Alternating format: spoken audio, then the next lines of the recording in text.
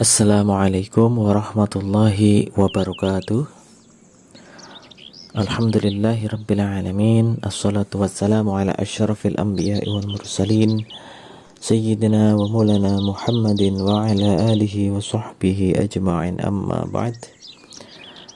Alhamdulillahi rabbil alamin.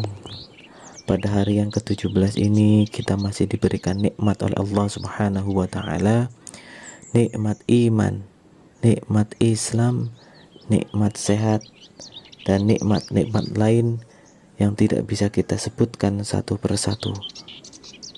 Maka dengan itu, maka bersyukur sebagai salah satu hal yang layak kita ucapkan dan kita lakukan kepada Allah Subhanahu wa ta'ala.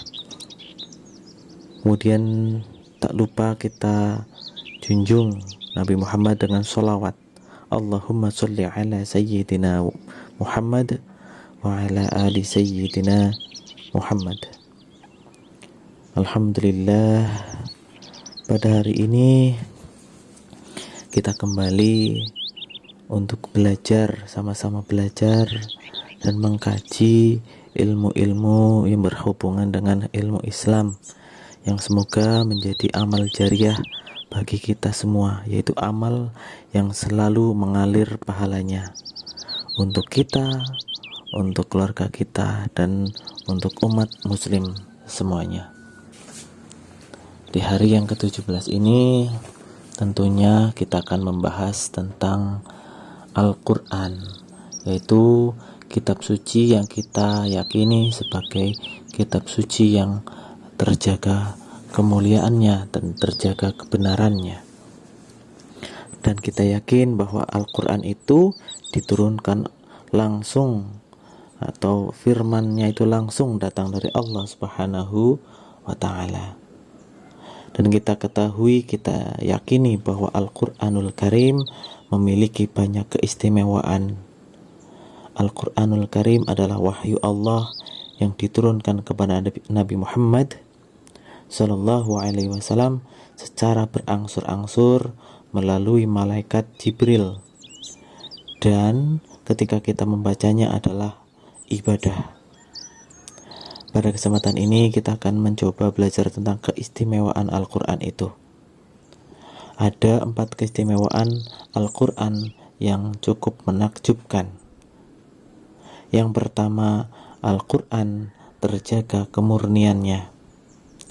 Al-Quran sejak diturunkan hingga nanti akhir zaman, kemurnian dan keasliannya akan senantiasa terjaga. Hal ini karena kemukjizatan yang terkandung di dalam Al-Quran, baik dari bahasanya, uslubnya, maupun dari aspek isi kandungannya yang memang terbukti tidak satupun manusia yang dapat meniru atau akan menandingi dengan karya-karya semisal kitab yang lainnya. Al-Quran berisi kalam-kalam Allah yang dijadikan pedoman hidup manusia sepanjang masa. Kemudian Allah berfirman di dalam Quran surat Al-Hijr ayat 9, yang artinya adalah sesungguhnya kamilah yang menurunkan Al-Quran dan sesungguhnya kami benar-benar memeliharanya. Itu yang pertama. Kemudian yang kedua, Al-Quran sebagai pemberi syafaat.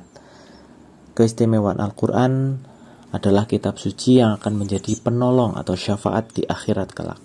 Al-Quran akan memintakan syafaat kepada Allah Subhanahu wa ta'ala bagi orang yang selalu membacanya.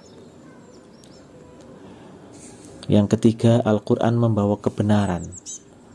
Keistimewaan Al-Quran yakni memuat ringkasan dari ajaran-ajaran Allah yang pernah dimuat kitab-kitab suci sebelumnya seperti Taurat, Zabur, Injil, dan yang lainnya.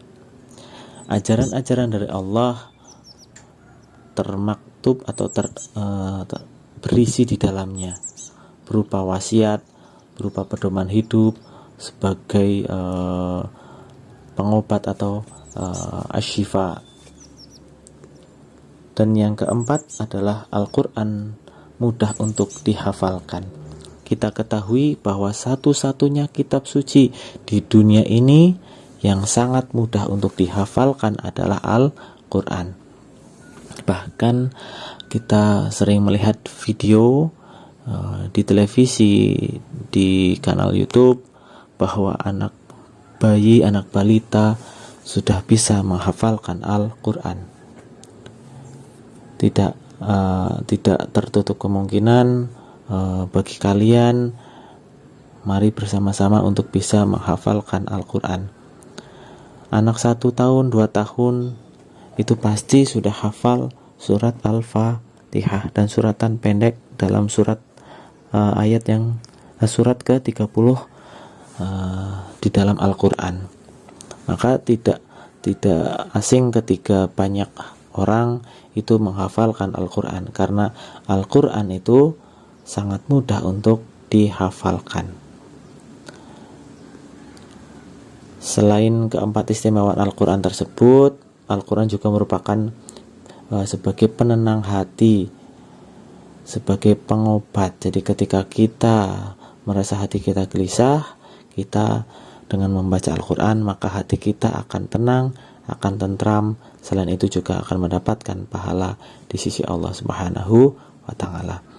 Itulah tadi keistimewaan Al-Quran yang bisa Pak Guru sampaikan. Semoga bermanfaat untuk kita, dan semoga puasa yang di hari ini mendatangkan keberkahan dan kebaikan untuk kita semuanya. Allahumma amin ya rabbal alamin. Kita akhiri, assalamualaikum warahmatullahi wabarakatuh.